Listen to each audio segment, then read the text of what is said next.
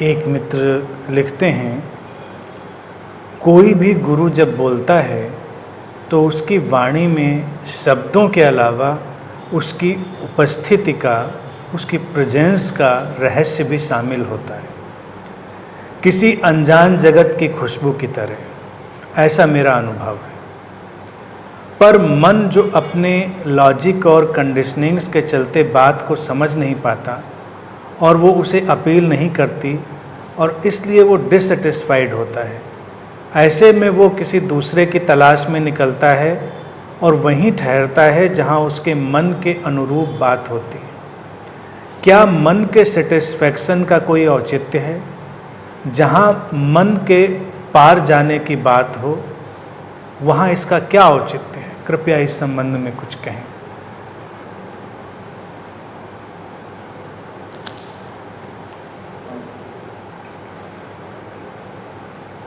ये एक महत्वपूर्ण बात है।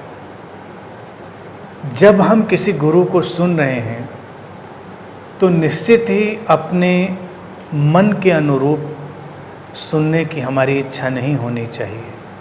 हम अपने मन को संतुष्ट करने के लिए वहाँ पर नहीं हैं। कई बार तुम सुनोगे और तुमको लगेगा कि नहीं नहीं ये बात समझ में नहीं आई। कई बार तुम्हें लगेगा नहीं इस बात से मैं सहमत नहीं। कभी तुम्हें लगेगा ये बात मेरे सिर के ऊपर से निकल गई। कई बार कोई बात तुम्हें विचलित करेगी। अगर ये सब है तो शुभ है, तब ठीक है, तब तो तुम ठीक ठीक चीज़ें कर रहे हो, ठीक रास्ते पर हो। ये उस औषधि की तरह ही है। जब तुम अपनी चिकित्सा के लिए उसे लेते हो तो उसे अपने मन के अनुरूप नहीं ले सकते, क्योंकि औषधि कई बार तुम्हारे मन के विपरीत काम कर सकती है। तुम जिस रूटीन में बंधे हो उसके दायरे से हटकर वो अपना काम कर सकती है। कई ऐसे लक्षण लेकर आ सकती है जिनसे तुम परिचित नहीं हो, तो तुम्हें उनसे तारतम्य बिठाना पड़ेगा, तुम्हें समझना पड़ेगा। तुम्हें अपने भोजन में बदलाव करना पड़ता है, तमाम तरह के बदलाव करने पड़ते हैं, अपनी लाइफ स्टाइल में बदलाव करना पड़ता है। तो अगर तुम औषधि ले रहे हो तो तुम ये नहीं कह सकते कि मज़ा नहीं आ रहा। औषधि मज़े के लिए कोई नहीं ले रहा, यानी कि सेटिस्फाई नहीं हो रहे तुम।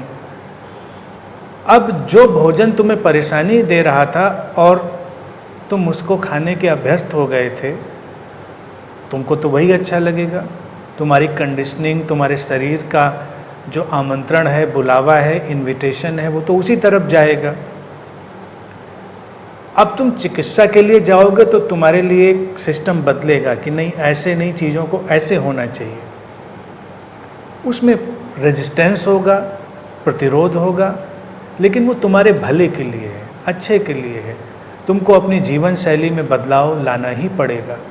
इसी तरह से जब किसी गुरु के साथ हम यात्रा करते हैं तो उसकी बातें औषधि की तरह हैं। वो हमारे मनोरंजन के लिए नहीं है। मनोरंजन पे तो हम कह सकते हैं कि मेरे मन को अच्छा नहीं लगा, या ये इस बात में बड़ा मज़ा आया, या ये बात अच्छी नहीं लगी। ऐसा तुम नहीं कह सकते। तुमको देखना पड़ेगा, क्योंकि तुम गुरु के पास पहुँचे ही इसलिए हो क्योंकि तुम अपने जिस छद्म व्यक्तित्व के शिकार हो गए हो, जिस स्यूडो आइडेंटिटी ने तुम्हारे जीवन को दुख से भर दिया है, उससे हटने के लिए तुम वहाँ पर गए हो। वो अपनी वाणी से, अपनी प्रेजेंस से तुम्हारे लिए उस औषधि को लाएगा, तब तुम्हारे अंदर प्रतिरोध हो सकता है। तुम एकदम से सेटिस्फाई नहीं भी हो सकते हो, लेकिन तुमको धैर्य रखना पड़ेगा, मनन करना पड़ेगा, ध्यान में उतरना पड़ेगा, और धीरे धीरे वो तारतम्य, वो एडजस्टमेंट पैदा होगा तुम्हारे भीतर जब समझ आएगी।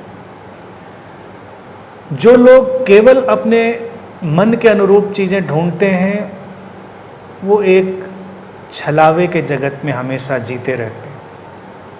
उनको वो सारी बातें लुभाती हैं जो उनको अच्छी लगती हैं।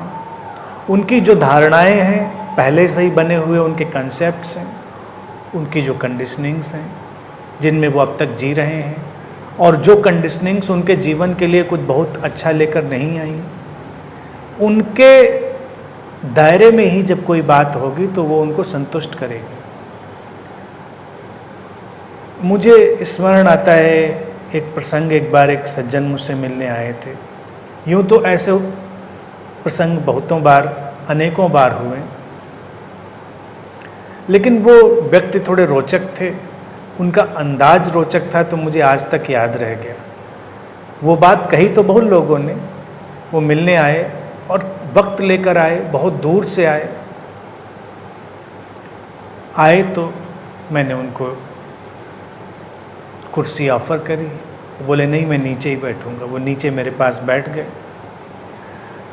तो कुछ उन्होंने पूछा, मैंने कोई बात कही, बहुत खुश हो, कहले बिल्कुल बिल्कुल, मैं यही सोच के आ रहा था आप यही कहेंगे। फिर मैंने कोई बात कही, फिर उन्होंने तालियां बजाईं और बहुत खुश हुए। बोले यही मैं सोच रहा था आप इस बात पे यही कहेंगे। मैं सोचने लगा कि अगर मैं वो कहता जो ये नहीं सोच रहा था तब क्या होता। ये जो सोच कर आया था, संयोग से वो बात उसमें फिट बैठ गई, तो ये बहुत खुश हुआ। अब इतनी दूर से आता और बात इसके मन के विपरीत चली जाती तो तालियां भी नहीं बजाते, खुश भी नहीं होते। वो बहुत खुश होकर गए, बहुत प्रसन्न होकर, कि आपने सब वही बातें कही जो मैं सोच रहा था आप कहेंगे, यही मेरे अंदर थी।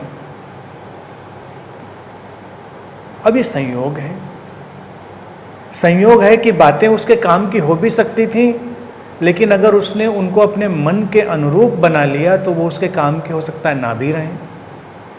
क्योंकि जैसे ही तुम कोई चीज़ पढ़ते सुनते हो और तुमको लगता है कि ठीक यही चीज़,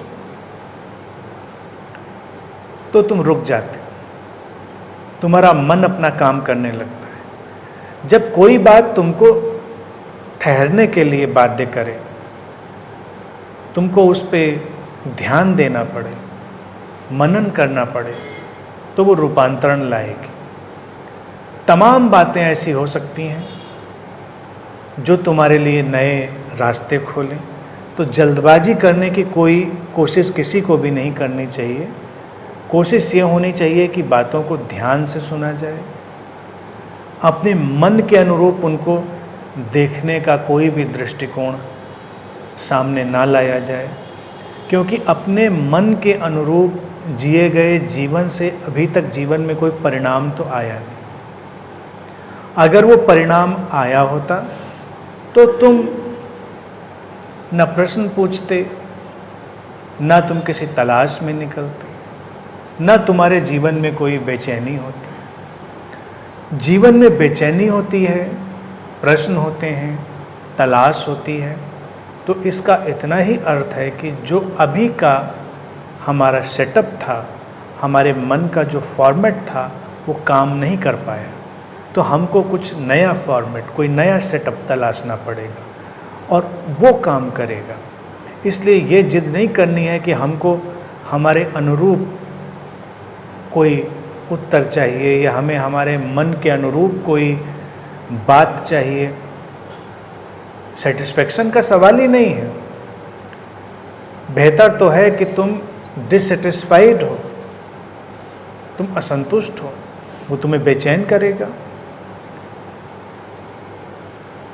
जो तुम्हारी बेचैनी होगी वो तुम्हारे लिए रास्ता भी खोलेगी। सेटिस्फाइड लोग कभी कुछ नया नहीं करते।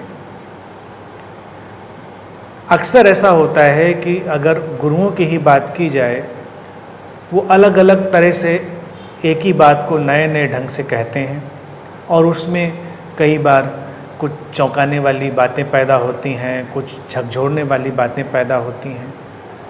तो पहली बार तो किसी को बहुत अच्छा लगता है, वो उसके लिए काम कर जाती है, फिर वो उससे ट्यून हो जाता है, फिर वो उसके लिए काम करना बंद कर देती है। तब उसको समझ में आ जाता है कि यही ऐसे ही होगा। ये बात भी हमारे चिकित्सा की तरह ही है, औषधि की तरह ही है। हमारी बॉडी भी तमाम दवाओं के लिए रेजिस्टेंट हो जाती है। तमाम ऐसी दवाएं, एंटीबायोटिक या और भी औषधियाँ जिनको हम बहुत ज़्यादा ले लेते हैं, फ्रिक्वेंटली ले लेते हैं, उनके लिए हमारी बॉडी रेजिस्टेंट हो जाती है, फिर वो काम नहीं करती उसके ऊपर। दवा प्रभावशाली है, दवा में कोई कमी नहीं है, लेकिन आपकी बॉडी उसके लिए रेजिस्टेंट हो गई। इसी तरह से हमारा मन है, मन में कभी कोई विचार एकदम से रूपांतरण ले आता है, लेकिन अगर हम उस विचार को बिना सोचे समझे इस्तेमाल करते रहते हैं, अपने अंदर डालते रहते हैं, तो हम उस विचार से रेजिस्टेंट हो जाते हैं। विचार है वो वहाँ पर, बहुत प्रभावशाली है, लेकिन काम नहीं करता। हमारे मन रेजिस्टेंट हो गया उस आइडियोलॉजी के प्रति। मुझे हमेशा हैरानी इस बात पर होती रही कि ज्ञान की कोई कमी नहीं है। अपने देश में देखिए, लोग ज्ञान के साथी पैदा होते हैं, उसी वातावरण में जीते हैं, हर घर में वही चर्चाएं हैं, लेकिन परिवर्तन नहीं दिखाई देता। पारंपरिक ही नहीं, जो आधुनिक गुरुओं के साथ होता है वो भी वही होता है। अब ये बात बड़ी सोचने जैसी है। कोई मेडिसिन हमेशा उस पे यही रहेगा कि चिकित्सक के प्रिस्क्रिप्शन के अनुसार उसको इस्तेमाल किया जाए। जो एक्सपर्ट, जो उस औषधि का एक्सपर्ट है, उसकी राय ली जाए, उसके हिसाब से उसका उपयोग किया जाए। कब उसे बंद किया जाए ये भी चिकित्सक बताएगा। चिकित्सक ने तुमको दवा लिख दी कि ये फ़ायदा करेगी, तुमने खाई, तुम ठीक हो गए, फिर तुमने सोचा कि उसके पास जाने की ज़रूरत क्या, उससे बात करने की भी ज़रूरत क्या, दवा तो फ़ायदा कर गई। तुम गए, झोला भर दवा खरीद लाए, खाते रहे, उसके बाद तो तुम्हारा जिंदा बचना मुश्किल है अगर तुमने ये किया। तो चिकित्सा के उसमें तो लोग दवाओं के मामले में ऐसा नहीं करते, लेकिन फिर भी ओवर द काउंटर कितनी मेडिसिन हम खरीद कर खाते रहते हैं जो हमेशा मना किया जाता है कि आप उनका इस्तेमाल ना करें। हमने तो ऐसे भी कुशल लोग देखे हैं जो दूसरों के पुराने प्रिस्क्रिप्शन निकाल के दवा ले आते हैं। वो कहते हैं मेरे साथ ऐसी चीज़ हो रही है, वो कहते हैं मेरे साथ भी ऐसी चीज़ हो रही है। वो कहते हैं मैं डॉक्टर के पास गया, उन्होंने मुझे दवा लिखी थी। कहते हैं आपको क्या लिखी थी, मुझे बता दीजिए। वो दूसरे का ही प्रिस्क्रिप्शन ले लेते हैं क्योंकि उनको लगता है कि सिम्टम हमारे मिलते जुलते हैं, ले आते हैं दवा। नुकसान कर सकती है, कई बार वो जीवन पर संकट भी ला सकती है, लाइफ थ्रेटनिंग भी बन सकती है। भारत में तो तमाम दवाएं ओवर द काउंटर वो बिक रही हैं जो बहुत सारे विकसित देशों में बैन हो चुकी हैं, जो बिना प्रिस्क्रिप्शन के कहीं मिलेंगी नहीं, लेकिन यहाँ मिल जाती हैं। ये बात शरीर पर तो हमें समझ में आ जाती है, मान लेते हैं, लेकिन मन पर, जैसे अगर मन की बात करी जाए तो उसमें भी एक रोचक तथ्य है कि हम पहले किसी काउंसलर को, साइकोलॉजिस्ट को नहीं जानते थे। वो आधुनिक विकास हुआ तो उसका अपना एक्सपर्टाइज है, कब इसको काउंसलिंग देनी है, कब रोक देनी है, कब समझाना है, कब उसको विड्रॉ कर लेना है, कब हमें क्या करना है, इसकी प्रॉपर मेथोडोलॉजी हो सकती है। लेकिन अगर कोई सुने तो उसको लगेगा बात तो वही बता रहे हैं, ऐसे तो हमारे पापा भी बताते हैं, चाचा भी बताते हैं हमारे, तो वो सोचते हैं हमें जानने की ज़रूरत क्या है, पापा चाचा से ही समझ लेते हैं। लेकिन पापा चाचा को आपके ये नहीं पता कि उसको कब रोकना है और कब उसको कहाँ पर एक्सेलरेट करना है, कब उसमें ट्विस्ट करना है और कब कौन से उसमें सूत्र हैं जिनका उपयोग किया जाएगा। तुमने मोटी मोटी तस्वीर देखी थी, वो भी नुकसान कर जाती। इसीलिए भारत के हर घर में काउंसलर, यहाँ किसी को किसी साइकोलॉजिस्ट की, साइकेट्रिस्ट की ज़रूरत नहीं है। Everybody is psychiatrist here. आप पूछिए डिप्रेशन तो लोग आपको 10 सलाह बता देंगे। और यहाँ तो हैरानी है कि वो साइकेट्रिस्ट ही नहीं है, वैद्य भी हैं और एलोपैथ भी हैं। आपको आयुर्वेद के 2 फार्मूले साथ में बता देंगे और एक आध एलोपैथी की मेडिसिन भी बता देंगे। ये भी ट्राई कर सकते हैं। ये सिनेरियो हमारे बॉडी माइंड में है, तो क्या यही सिनेरियो हमारे स्पिरिचुअल हेल्थ में नहीं होगा? सोचें, कॉमन सेंस से वही होगा। एक गुरु चिकित्सक की तरह एक्सपर्ट है। वो जानता है सारे जोनर को, उसके दायरे को, उसकी इंट्रिकेसी को, उसके वीविंग को, उसके अप एंड डाउन को, उसके सारे फ्लो को वो जानता है। वो क्या बोलेगा, क्या बताएगा, कब चुप रहेगा, कब क्या करेगा, ये हर कोई नहीं जानता। किताबें हैं, प्रवचन हैं, सब कुछ अवेलेबल है मार्केट में। लोग उसका इस्तेमाल ओवर द काउंटर मेडिसिन की तरह करते हैं और रेजिस्टेंट हो जाते हैं। 10-20 साल कोई खास किस्म की किताबें पढ़ लेता है तो उस आइडियोलॉजी से रेजिस्टेंट हो जाता है, फिर उस पर वो असर नहीं करती, लेकिन बातें अच्छी करना सीख लेता है। कई लोगों को तो मैं ऐसा जानता हूं जो आइडियोलॉजी फिलॉसफी से रेजिस्टेंट हो चुके हैं and they have become a guru because they have no option. उनके पास कोई विकल्प नहीं है, वो क्या करें, क्योंकि ज्ञान तो सारा है। उनको लगता है ज्ञान में कमी क्या, यही तो सारी बात है, यही तो बताया गया, यही किया गया। कई लोग गुरजेफ को पढ़ लेते हैं तो गुरजेफ वाले काम करने लगते हैं कि कुछ आकस्मिक किया जाए, कुछ एक्सीडेंट करा दिया जाए, कुछ चौंकाया जाए। कोई कुछ पढ़ लिया, कोई कुछ पढ़ लिया। तो स्पिरिचुअलिटी में तो ये जो सिनेरियो है बहुत पैथेटिक है। जैसे घर घर में साइकेट्रिस्ट है, इसलिए ऐसे ही घर घर में गुरु है। गुरु तो घर घर में क्या, मेरे ख्याल से हर मेंबर ही फैमिली का गुरु होता है, जो वक्त वक्त पर अपना रोल रिप्लेस करता रहता है। जब जिसका मौका आता है, जब जिसका पल्ला भारी पड़ा, वो गुरु बन जाता है, समझाता है। कमजोर वाला फिर उस समय बोल नहीं पाता, कहता सही कह रहे हैं आप, और क्या है।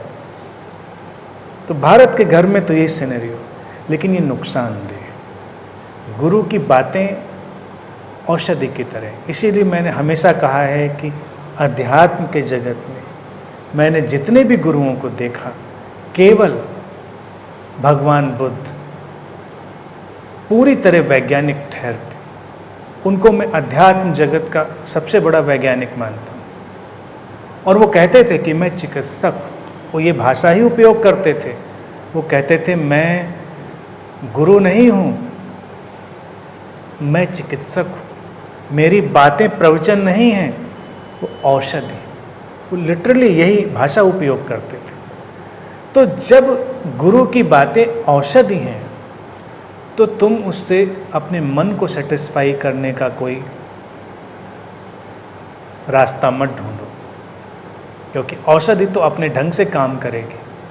और फिर औषधि अच्छी लग गई तुमको तो जो चिकित्सक है वो औषधि को विड्रा भी करेगा। वो एक अलग टेक्नोलॉजी है, एक्सपर्टाइज है। जैसे फिजिकल डोमेन में जो दवाएं सेडेटिव इफेक्ट डालती हैं, थोड़ा नशा लाती हैं, अक्सर लोग उनके एडिक्ट हो जाते हैं। उस एडिक्शन को डी एडिक्ट करने के लिए, डी एडिक्ट वर्ड यहाँ पर ठीक नहीं, उससे उनको एडिक्शन गहरा ना चला जाए तो उसको ग्रेजुअली विड्रा किया जाता है, धीरे धीरे विड्रा किया जाता है। उसका तरीका है। अगर उसको लंबे समय तक दिया जाता रहे तो लोग एडिक्ट हो जाएंगे उसके। तमाम लोग एडिक्ट हैं। कप सिरप के लोग एडिक्ट हो जाते हैं, क्योंकि कप सिरप में नशा है, उसमें अल्कोहल है। बहुत सारे लोग, खांसी नहीं है लेकिन कप सिरप पीते रहते हैं। कई जगहों पे जहाँ शराबबंदी लागू हो गई, कई स्टेट में, वहाँ कप सिरप की सेल बढ़ गई, क्योंकि कप सिरप से नशा हो जाता है। लोग एक शीशी ले आते हैं, पूरी पी लेते हैं। और कई लोगों को नशा उसका जो है वो आदी बना देता है, तो उसके चलते उनको खांसी लौट लौट के आती है, क्योंकि उनको कप सिरप पीना है तो खांसी होनी चाहिए, तो खांसी होती है। फिर हमारा जो साइकोसोमेटिक रिस्पॉन्स है वो बहुत ही ड्रामेटिक, बहुत कुछ। कई बार हम इसलिए बीमार पड़ते हैं क्योंकि हमको कुछ चाहिए होता है।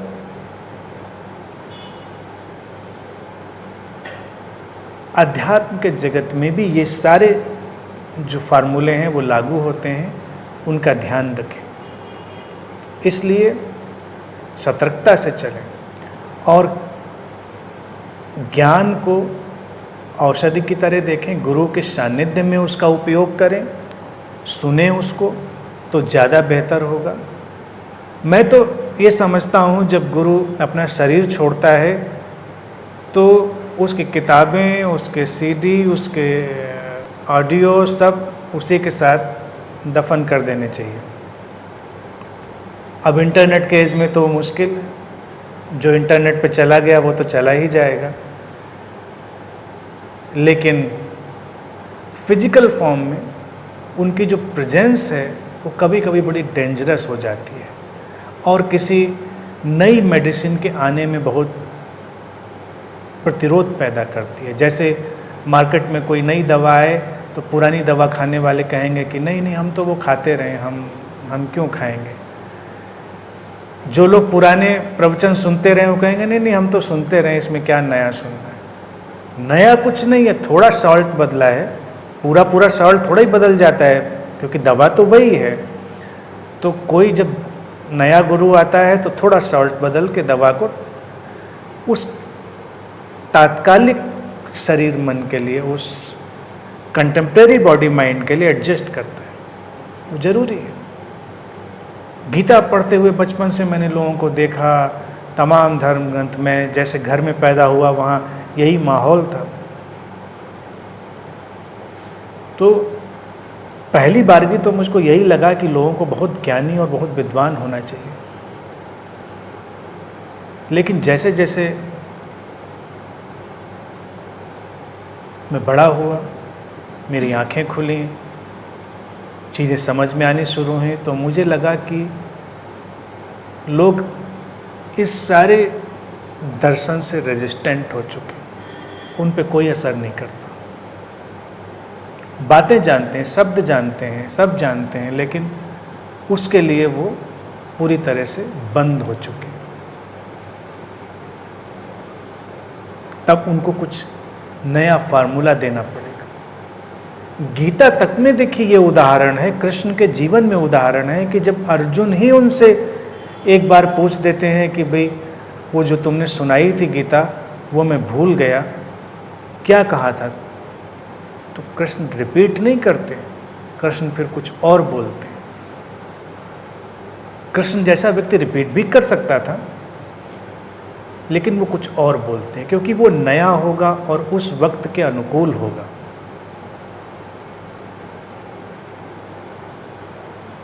इसलिए खुलें और ग्रहणशील हो। प्रश्न में जो बात पूछी गई है उसमें हमेशा यही ध्यान रखें, ये औषधि है, उसका सतर्कता से, सावधानी से और पूरी सजगता से इस्तेमाल करना है।